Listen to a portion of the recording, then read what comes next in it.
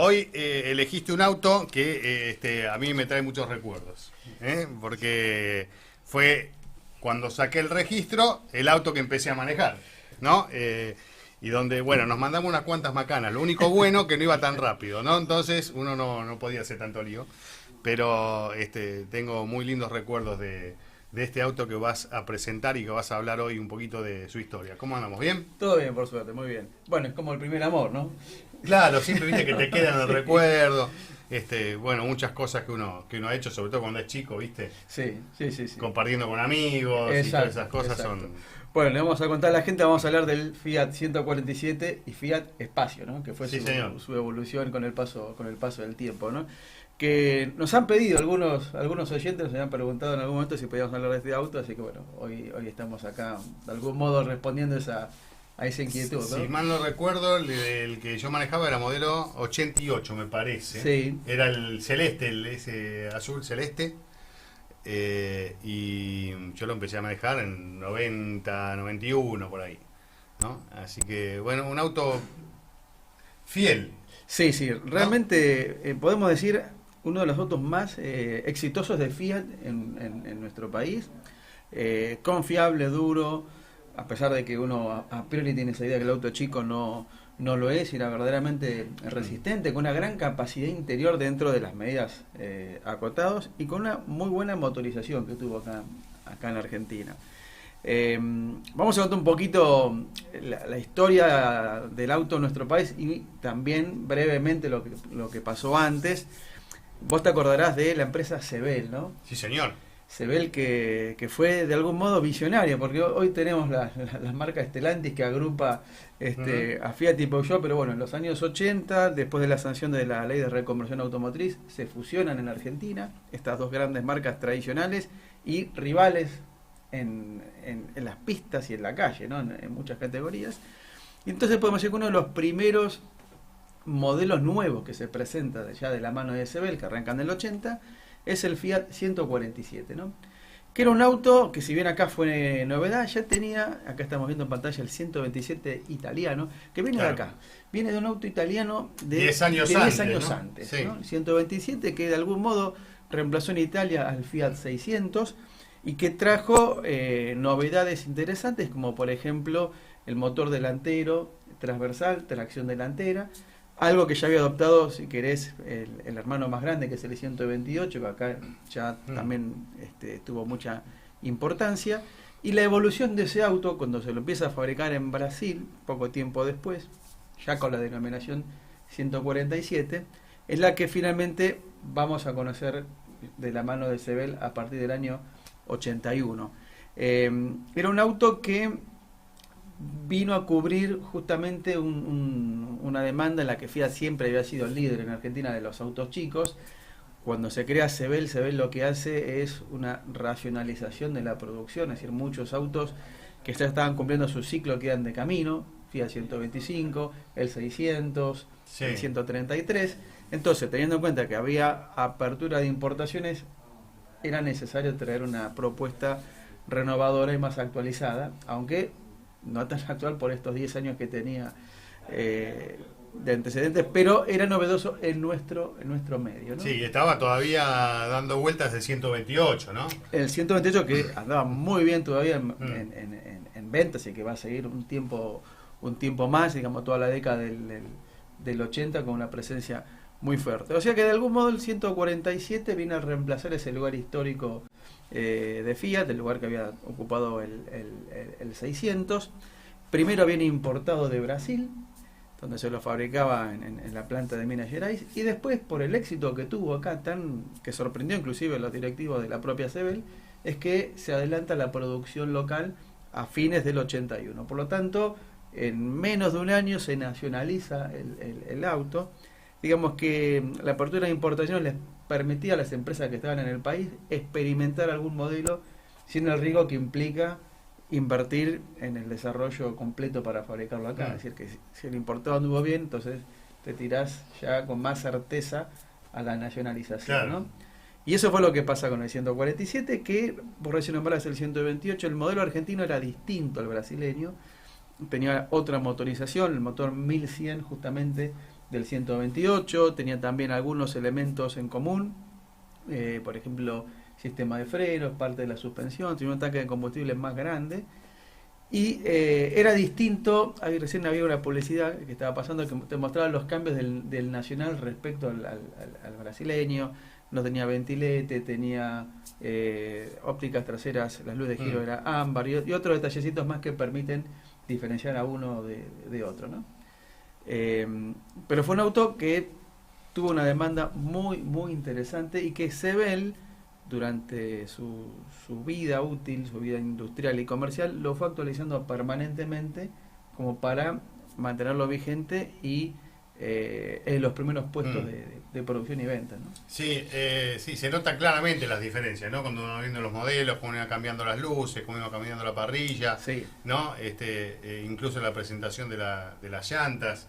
Pero bueno, manteniendo ese concepto, incluso la motorización, ¿no? Sigue utilizando hasta el motor 1.4. Exactamente. Claro, siguiendo un poquito la evolución, al poco tiempo se suma el motor 1300, también del 128, y se le agrega caja de quinta, que fue en los comienzos del 80 como una gran novedad, claro.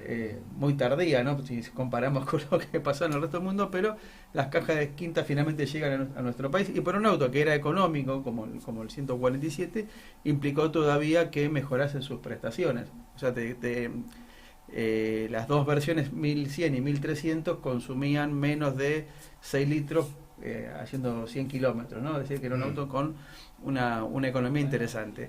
Y la evolución, hablando de las distintas etapas que tuvo el modelo, que por ahí más recordemos, o por ahí la gente pueda llegar a confundir, es el espacio, ¿no? Sí.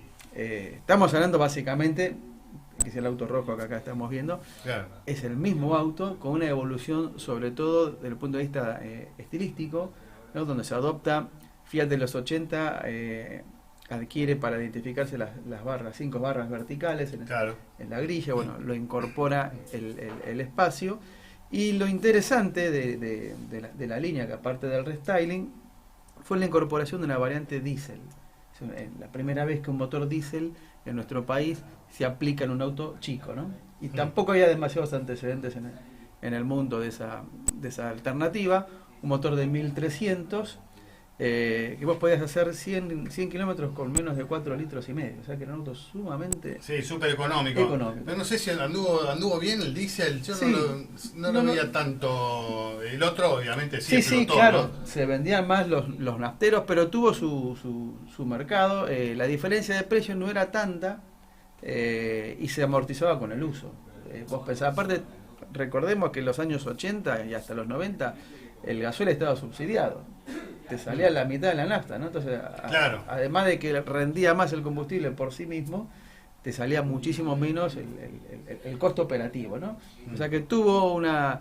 Lo que pasa es que siempre está el prejuicio, sobre todo todavía en aquellos años, el diésel como un motor ruidoso, claro, complejo de mantener, más costoso, y entonces... No era deportivo. En ese momento también las mismas marcas especulaban un poco también con el auto deportivo, claro, entraba mejor en la gente, ¿no? Claro. Esa idea. O sea, hacías muy económico un auto que ya era económico. Hablando de deportivo, también recordemos, tuvo el 147 antes del espacio, tuvo su faceta más nerviosa, que fue el sorpaso, ¿no?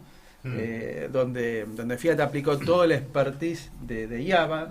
Java también había comenzado a comienzos de los 70 con el 128, y le aplica toda esa experiencia equipándolo con un motor 1300 que desarrollaba 90 caballos y podías andar a 160, ¿no? Con él.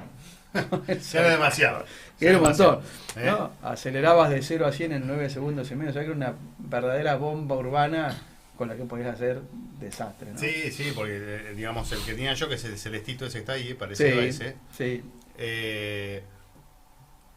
Con viento a favor 140, no decía auto. Claro. Cuando se podía. Sí. Pero vos la sensación era que venías a 220, ¿no? Claro. Así que yo me imagino 160 con este autito bastante hasta peligroso. Sí, claro. Y por eso se cortó rápido. La producción del sorpaso fue muy breve, apenas 2 años. Se hicieron un poquito más de 400 unidades, ¿no? Pero quedó ya como un auto mítico, ¿no? Sí. Bueno, después se usó para competición, estuvo la categoría 147, que Claro. en algunas carreras ha corrido incluso junto al turismo carretera, me acuerdo en aquella época compartían escenario Sí. en algunos eventos. Hoy hay algún que otro 147 corriendo en algunos zonales todavía. Claro. Así que también tuvo su fase deportiva, Y ¿no? pensá que era un auto de 800 kilos, ¿viste? Con un motor que desarrollaba 50, 60 HP, la relación peso-potencia era interesante, ¿no? Así que... ¿Sabés cuántos se vendieron? Mira, se fabricaron hasta el año 96, que cuando cesa la producción, poquito más de 230.000 unidades, ¿no? Es de los autos más fabricados por Fiat en Argentina, está en el quinto lugar histórico. Y llegó a ser el auto más vendido de la Argentina en un momento, en el 89, desplazando al Renault 12, que por entonces era en los 80 el auto, Sí, el auto a vencer, sí, ¿no? sí, es cierto. Y no sé, yo tal vez me vienen muchas cosas a la cabeza para preguntarte, ¿quién lo reemplazó? ¿No? ¿Cómo fue el final del 147? Es interesante. ¿El Fiat Uno? El 1, claro. Pensemos, el 1 se empezó a fabricar en Argentina en el 88, ¿no? Y se lo presentó como un auto caro. Era un auto, si bien era el mismo segmento, Sí. le pusieron todo el equipamiento como para distinguirlo del espacio que seguía siendo el auto de entrada de gama. Con el paso del tiempo, ya entraba a los 90, el 1 se fue haciendo más económico y entonces se produjo como una transición natural, ¿no? Uh-huh. También pensemos que en esa época se produce el regreso de Fiat, ya no de la mano de Sebel, sino de manera independiente, y entonces intenta recuperar el control de la marca, ponen al 1 en el lugar que ocupaba el espacio y aparece el Palio, ¿no? Claro. Entonces hacen nuevamente como una especie de transición. Si bien son autos que ocupan el mismo segmento, los diferencian por equipamiento y por precio, haciendo una transición bastante suave, por decirlo de alguna manera, ¿no? Un cambio violento de modelo. Bueno, de eso hablaremos en otro momento. Seguramente. De esos modelos también Sí. que marcaron seguramente a muchos que lo han tenido, porque eran autos que, bueno, mucha gente lo podía acceder, digamos. Eran autos donde más o menos si uno tenía la posibilidad de comprarse un auto, podías Sí, acceder. sí, y para terminar, y hablando de lo que vos decís, tal vez recuerdes que hubo una versión muy económica, que era la versión primero se conoció como Brio, y la evolución después en los 90 fue el Vivace, que era un auto que se vendía en cuotas de 60 cuotas de 138 pesos dólares, ¿no? De los 90, y se vendió como el pan, ¿no? En un momento donde hubo una etapa de crecimiento y estabilidad económica y bueno, el Vivace acompañaba, fue la respuesta muy hábil de Sebel frente a ese escenario, ¿no? Exacto. Bueno, lindos recuerdos. En realidad era el auto de mi mamá, ¿no? Bueno, yo se lo sacabas. Sí, se lo sacaba. Pues ya casi ni lo usaba, pobre. Pero bueno, gracias, Gustavo. No, un placer, un gustazo. Bueno, Nos muchísimas vemos el gracias. jueves que viene. Bueno, Autohistoria con Gustavo Nos vemos. Feder y el Fiat 147 aquí en Carburando Radio.